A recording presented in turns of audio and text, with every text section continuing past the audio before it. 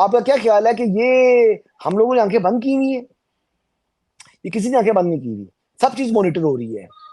आपके जो एक्शंस हैं वो देखे जा रहे हैं, और फिर वक्त आने पर इंसान को उसकी कॉस्ट पे करनी पड़ती है। चाहे वो जज हो, चाहे वो जनरल हो, चाहे वो कोई ब्यूरोक्रेट हो, चाहे वो कोई भी है। यानी आप देखें ना एक दिन तो आपको जो है वो ओहदा भी आपके पास नहीं होगा। ये कोई परमानेंट ओहदे तो नहीं होते ना, ताहयात तो आपने नहीं रहना होता। आपको ओहदे जब छोड़ने पड़ते हैं, उसके बाद आपको कॉस्ट पे करनी पड़ती है। आपने जितनी आपकी लाजवाल मोहब्बत एक शख्स के लिए है, जो कि इस वक्त अडयाला जेल का कैदी है, और नंबर उसका 495, वैसे होना 420 चाहिए, जिसको ये 804 कहते हैं, उसके लिए लाजवाल मोहब्बतें इनसे बहुत से जजेस की मौजूद हैं, जो कि मेरे ख्याल के मुताबिक साफ अब रिफ्लेक्ट हो रही हैं। इनके फैसले आइन और कानून के मुताबिक नहीं है, इनके फैसले इमरानदारी वाले हैं, इनके बिल्कुल ठीक है। फैसले तासुब वाले हैं, इनके फैसले डंडी वाले हैं, इनके फैसले जो हैं वो सियासतदानों वाले हैं। कि आप पॉलिटिशियंस हैं, आपने सियासत करनी है, कि आप जो है एक पोलिटिकल पार्टी को इस तरह फेवर दे रहे हैं, जो कि केपी के बेस्ड हैं। तो वो बहुत सी बातें जो है वो मौजूद हैं, सबके इल्म में भी हैं। तो वो सरफेस के ऊपर आते हुए वो ज़्यादा वक्त नहीं लगता, वो बातें भी आ जाती हैं। इनके जो बिहाइंड क्लोज डोर्स जो इनके करतूत हैं, ये काट दीजिएगा, बिहाइंड क्लोज डोर्स जो इनके जो है वो एक्शंस हैं, वो जो है वो बाज़ाहिर जो है वो लोगों के इल्म में है। उनकी वीडियोस तो नहीं बनी हुई, लेकिन किस्से कहानियां उन्होंने खुद ही सुनाई हुई हैं कुछ लोगों को। तो वो किस्से कहानियां ट्रैवल होकर हमारे तक भी पहुंच जाते हैं, उनके करीबी दोस्तों तक भी पहुंचे हुए होते हैं। तो कई जगहों पर जो है वो कुछ ना कुछ एविडेंस भी मौजूद है। हर एक वाक्य का एविडेंस नहीं है, लेकिन कुछ वाकयात के एविडेंस भी मौजूद है। बिल्कुल ठीक है। सुप्रीम कोर्ट में आ रहे हैं जो मौजूदा चीफ जस्टिस साहब हैं, यहाँ पर भी आके यही कुछ चलेगा, या यहाँ पर आकर कोई रुस्तख किसी नहीं जिसे कहते हैं कि इजी हो जाएंगे? नहीं, वहाँ यहाँ पर आकर तो वो मतलब या जूनियर मोस्ट होंगे, या ठीक है। वो जो जो है थर्ड लास्ट जूनियर होंगे। तो मेरे ख्याल के मुताबिक इनका तो यहाँ पर तो बेंच तो उनको मुश्किल ही मिले इस टाइम। तो अभी तो ये बेंच में नहीं, ये बेंच में अपना बेंच तो इनका होगा नहीं, इनको किसी के बेंच में बैठना पड़ेगा। तो अब देखते हैं कि आगे क्या करते हैं, या किस तरीके से। को इतनी कोई आइन और कानून के हवाले से वो इतनी इनकी ग्रिप नहीं है कॉम्पिटेंस को। He is not a very competent जो है वो जज जिस तरह कहते हैं। बाबर सतार के हवाले से अगर आप बात करें, तो बाबर सतार एक लायक जज है, उसकी कॉन्स्टिट्यूशन के ऊपर ग्रिप है, उसको मामलात कुछ मालूम है। लेकिन माजद के साथ जो chief justice Lahore high court है, वो को इतने ज्यादा, अगर आप समझ लें कि कोई बहुत ही एस किस्म के जो है वो लॉ एक्सपर्ट हैं, या कोई ऐसी चीज है, तो ऐसी चीज कोई नहीं है। वो जिस तरीके से वो आगे बहुत से जजेस आगे, इफ्तिखार चौधरी साहब ने भी भर्ती किए, उसके बाद भी कुछ जजेस ने कुछ चैम्बर के जरिए आते हैं। मैं तो कहता हूं कि हाई कोर्ट की जजेस की जो अपॉइंटमेंट है, इसके तरीकेकार को बड़ा सख्त होना चाहिए, क्योंकि बाद में इन्होंने एलिवेट होकर सुप्रीम कोर्ट में आना होता है। तो इस चीज को थोड़ा सा, इसका मैकेनिज्म जो है थोड़ा बेहतर होना चाहिए, जो कि मेरे ख्याल से इसके अंदर बहुत से फ्लॉज हैं। बल्कि मैं तो ये कहूंगा कि डिस्ट्रिक्ट जुडिशरी से भी ऊपर एलिवेशन होनी चाहिए जी, हाई कोर्ट में। क्यों ना हो? क्या वो उन्होंने एलएलबी नहीं किया हुआ? ये किसी चैम्बर के साथ आप आ जाए, या किसी जज के के चैम्बर में आप रहे हुए हैं, या वहां से आपका कोई कोई लाइन बनती है, तो उस तरीके से आप जो है वो हाई कोर्ट तक पहुंच जाए। ये कहाँ का इंसाफ है? कहाँ लिखा हुआ है कि जो सेशन जज है उसको हाई कोर्ट में नहीं आना चाहिए? आना चाहिए, बिल्कुल आना चाहिए। बिल्कुल ठीक है। ये जो सरगोदा वाला जज था, जो खत लिखा था, तो क्या थी, हकीकत थी? और बाद में उन्होंने कहा मेरे घर के बिजली के मीटर उतार दिए, गैस के मीटर उतार दिए, हालांकि ऐसा कुछ नहीं था। तो ये क्या ये कोई? बहुत ये बहुत हल्की बातें हैं। ये हम्म। बहुत, मैं कह दूं कि गिरी हुई बातें हैं। ये वो जज साहब ने जो किया, जो बातें की हैं, वह मुदाखलत है। आप नाम लिखो उसका, आप उसके हम्म। खिलाफ एफआईआर की एप्लीकेशन दो, आप उसके खिलाफ पर्चा कटाओ। खाली आप जुडिशियल ऑर्डर लिखकर जनाब वो आगे से कंप्लेन भेज रहे हैं चीफ जस्टिस को कि मुझे परवाह नहीं है, मिलने की बात की। आपको क्या, आपके पास क्या एविडेंस है कि वो बंदा आईसीआई का था? आपने क्या, किस तरीके से हो सकता है कि आईबी का कुछ बंदा हो वो सबूत? आईसीआई का बन के बात कर रहा हो सकता है स्पेशल ब्रांच का बंदा हो वो आईसीआई का बंदा बन के बात कर रहा हो सकता है कोई इंडिविजुअल हो जो कि आईसीआई का बंदा बन के बात कर रहा हो। ये साइबर क्राइम करने वाले जो लोग कॉल्स कर रहे होते हैं, बहुत से ऐसे जो है वो फेक सेक्टरीज भी चल रहे हैं, और सरगोदा टाइप के इस तरह के इलाकों में तो वैसे ही जो है वो नौसरबाज जो है वो बेनता घूम रहे हैं। वो किसी तरीके से भी, कोई भी जो है वो किसी किस्म का एडवांटेज लेना चाह रहा हो, हमें क्या मालूम। ये तो हकीकत उनका वन साइडेड वर्जन है। अगर मान भी ले कि वो बात सच बोल रहे हैं, या उन्होंने जो है वो बात की, ऐसी किसी कॉल आई और वो वाकई आईसी का बंदा था, even then is a one sided version. मैं इस पर क्यों यकीन करूं? जब तक मैं दोनों फ्रीकैन की बात ना सुनूंगा, मैं उसको मानूंगा ही नहीं। लेकिन यहाँ पर जज साहब क्या करते हैं, चीफ जस्टिस जो है वो लाहौर हाई कोर्ट, वो सिर्फ अपने बंदे की बात सुनकर उसी को ही सच मानकर आपने बयान कर दिया। आपके उस जज साहब के साथ साथ अटैच थे, आप साथ बैठे हुए थे। इसी तरह मैं आपको बताऊं कि जो इस्लामाबाद हाईकोर्ट के भी कुछ जजेस हैं, जिन्होंने मोहसिन अख्तर कियानी साहब ने जिस तरीके से वो नाम नेहाद जो के शायर हैं, क्या नाम है उसका, पीटीए वाला जो गिरफ्तार रहा है कश्मीर से, अभी बेल हुई है उसकी, जी, आज उसका मैंने नाम रिलीज भी फरहाद कर दी है। फरहाद फरहाद अहमद अहमद फरहाद फराद, अहमद फराद, हाँ अहमद फराद। वो अहमद फराद साहब के मामले के ऊपर कितना शोर डालते रहे हैं कि सेक्टर कमांडर से मुझे बंदा चाहिए, वजारत दिफा मुझे बंदा दे। बंदा निकला जाकर जो है वो खुद रूपोश था, जाके निकला कश्मीर से। वो बंदा तो कश्मीर से बरामद हुआ ना, और वो यहाँ से था, और यहाँ से वो हो सकता है वो अपनी बेगम से नाराज हो। भाई कोई भी उसके इश्यूज हो सकते हैं। आपने कोई, आपके पास एविडेंस था नहीं, उसकी एक एहलिया की बात सुनकर, आई बिलीव कि उनकी दो जो है वो बेगमात थी, तो एक अच्छा जी। बेगम की जो मौकफ सुनकर आपने जो है वो पूरे रिमार्क्स दे दिए। इस तरह चीजें नहीं चलती होती, इस तरह चीजें चलेंगी भी नहीं।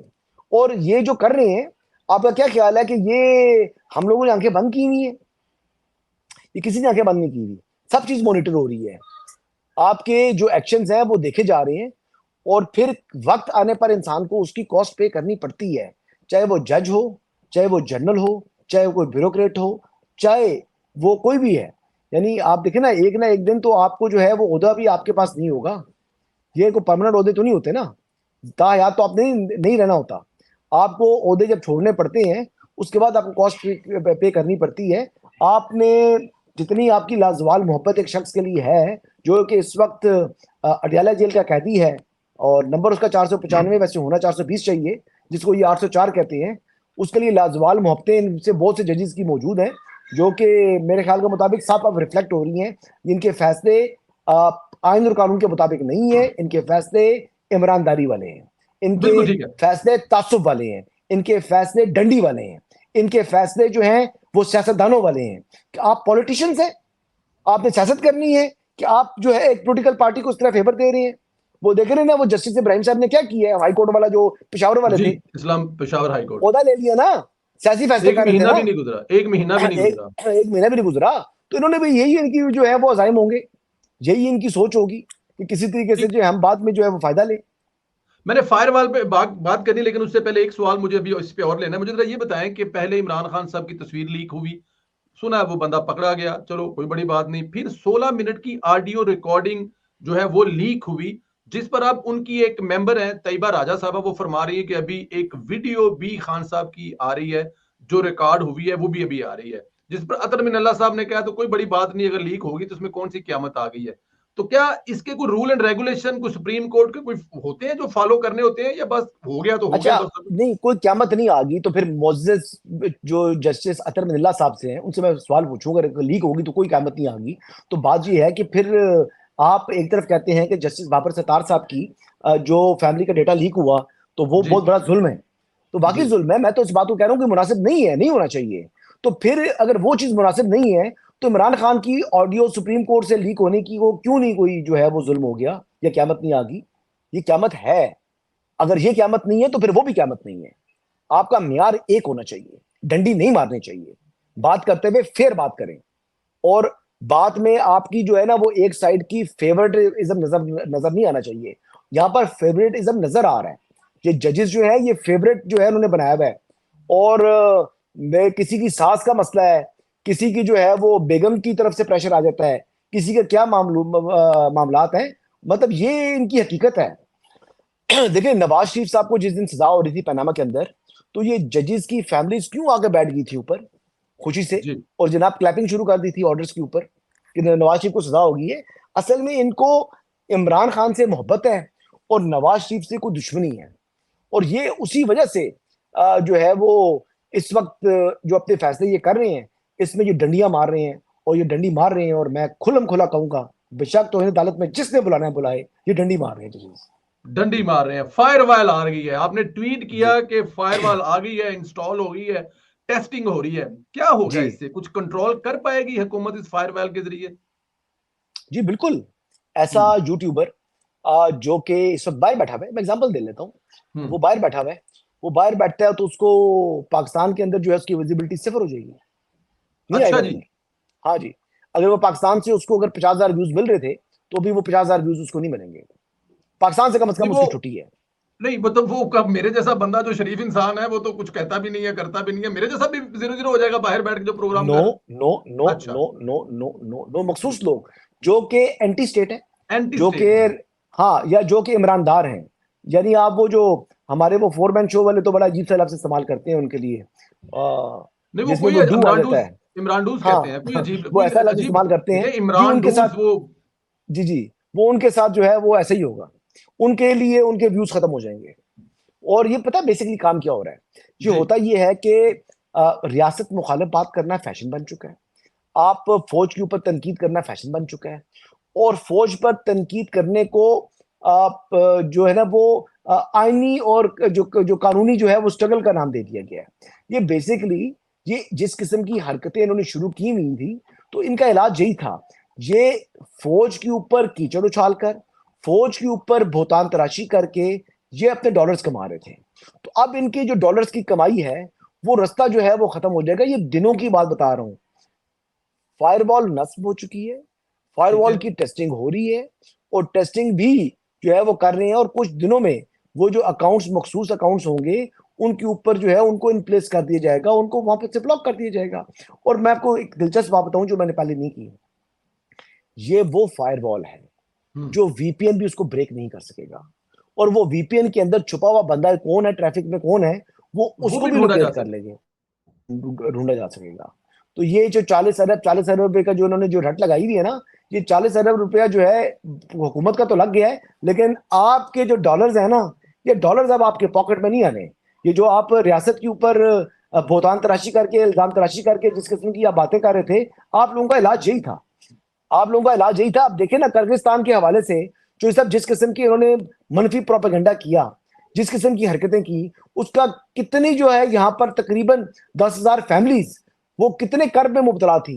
हमारे अपने ऑफिस के अंदर जो है हमारा एक दोस्त है, उसकी सिस्टर वहां पर जो है वो मेडिसिन का कोर्स कर रही थी। और यकीन करें वो इतना परेशान था आदमी, वो लड़का, he works for air by, वो इतना परेशान था कि मैंने देखा उसकी आवाज में जो है ना वो आवाज उसकी बदल गई थी, बुझ गई थी। पहली बात है बहन है, छोटी बहन थी उसकी, पढ़ रही थी। तो इस किस्म की लोगों की खवातीन की आपने रेप करा दिए, झूठ बोलते रहे हो। तो इन लोगों का इलाज यही था। ये डॉलर्स के लिए इन्होंने तमाम बकवासात करते हैं, और इन बकवासात के बाद यही इनका इलाज था जो होना चाहिए था। ये इनके लिए बड़ा जरूरी था। और जो हुकूमत पाकिस्तान का मैं कहता हूँ 10 आउट ऑफ द 10 जो है ना इनका जो है ये अमल है। ये 40 अरब नहीं, ये 400 अरब भी होते तो लगाने चाहिए थे इस बात के ऊपर। बिल्कुल स्टेट के और लिए। देखे ना, अच्छा मुझे जरा ये यूएई भी के बता हवाले से दीजिए। जी आपके ताल्लुकात खराब करा दिए इन्होंने।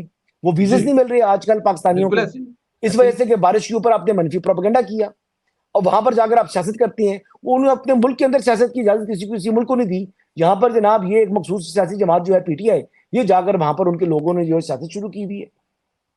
वो इस वजह से उनको वहां से डिवोट भी किया जा रहा है। पीटीआई में कोई अंदरूनी तौर पे कोई ऐसी ताकत या कुछ ऐसा है कि कुछ तहरीक चला सके, या मौलाना फजल मान साहब का तरला किए बगैर काम नहीं बनेगा? क्या मौलाना साहब ऑन बोर्ड है, इमरान खान की तहरीक को लीड करेंगे, या मोहसिन नकवी और वजीर से मिलने के बाद मौलाना साहब स्टेप डाउन कर जाएंगे? नहीं, खत्म हो चुका है काम जी, मैं बता चुका हूँ। अच्छा मैंने जी। कल तो ट्वीट कर दी है, मैंने ब्रेक कर दी थी खबर ये। Maulana Fazal Rahman is no more with जो है वो अपोजिशन। मौलाना फजल रहमान साहब इमरान खान साहब के साथ कभी भी नहीं जा रहे। इमरान खान साहब के साथ जाने को आप कर दें काटा। मौलाना फजल रहमान साहब मेरे ख्याल के मुताबिक, अभी तो ये बात नहीं है, too early to claim it, लेकिन मोस्ट लाइकली मौलाना साहब गवर्नमेंट का हिस्सा होंगे। और मौलाना साहब को जो एंगेज करके बड़ा दुरुस्त फैसला है हुकूमत का। देखिए मौलाना फजल रहमान, मैंने आपको की दफा कहा है, मेरे फेवरेट भी हैं।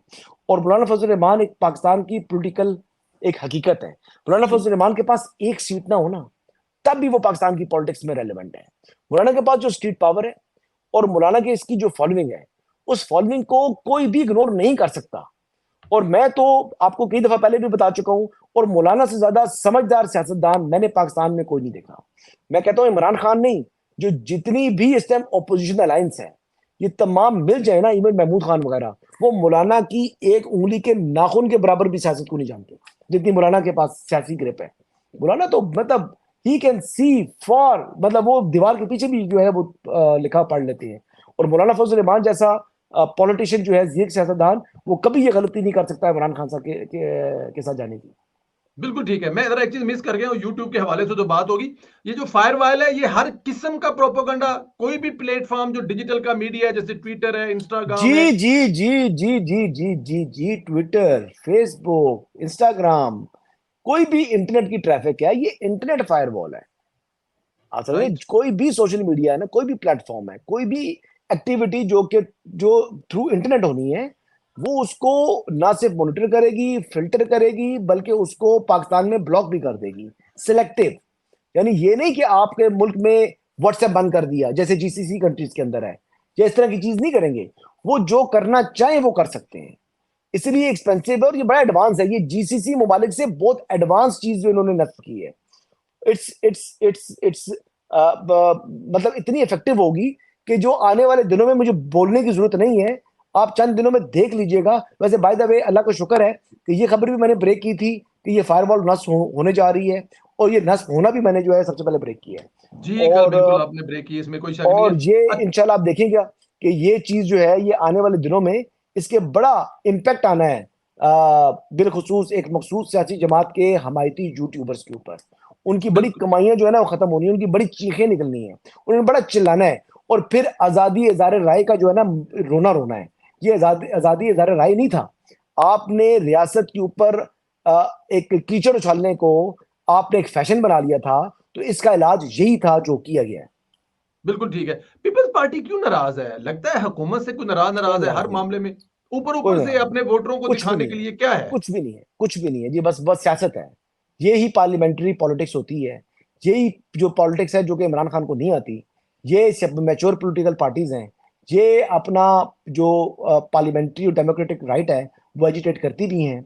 ये अपना गिला शिकवा इजहार नाराजगी करती हैं। अपने कुछ मुतालबात होती हैं वो मनवाती हैं, बैठती हैं, फिर कुछ लो कुछ दो होता है, और फिर मामला आगे बढ़ जाते हैं। ये इतना सीरियस मामला नहीं है जो आप समझ रहे हैं। पीटीआई जो है वो इस ख्वाब, उनका ये ख्वाब ही रह जाएगा कि पीपल्स पार्टी हुकूमत से अलग हो जाएगी। अगर आज पीपल्स पार्टी हुकूमत से अलग हो जाए तो हुकूमत कायम रह नहीं सकती। लिहाजा जो मौजूदा निज़ाम है इसके सबसे बड़े स्टेक होल्डर